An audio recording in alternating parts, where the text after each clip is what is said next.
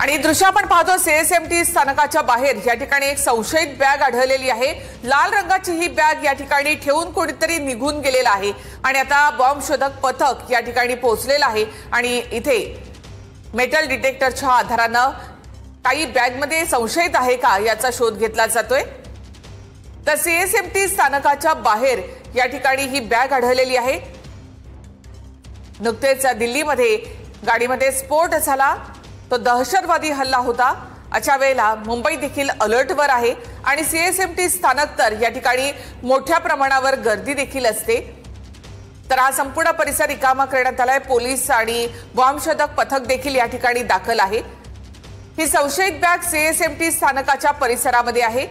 अक्षय मंकणीकडे आपण थेट जाऊयात, आमचे प्रतिनिधी तिथे आहेत। अक्षय, सगळा परिसर रिकामा करण्यात आलेला आहे, संशयित बॅग त्या ठिकाणी आहे, काय माहिती मिळते?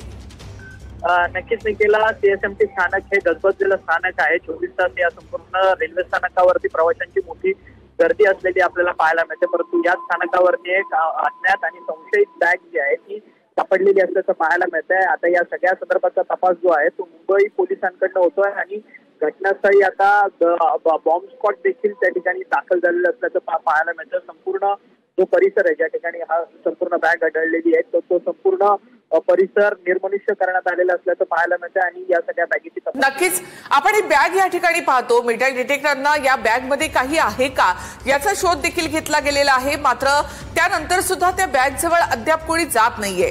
संशयित बॅगेची तपास यंत्रणांकडून तपासणी केली जाते, मात्र बॅग या ठिकाणी उघडण्यात आली नाही। कोण बॅग या ठिकाणी ठेवून गेला सीएसएमटी स्थानकावर? तशी ही मोठी गर्दी असते, लांब पल्ल्याच्या गाड्या देखील या ठिकाणी येत असतात, त्यामुळे कुणाची ही बॅग आहे या संदर्भात शोध घेतला जातोय। तर पोलिसांचं पथक, बॉम्ब शोधक पथक या ठिकाणी दाखल झालंय।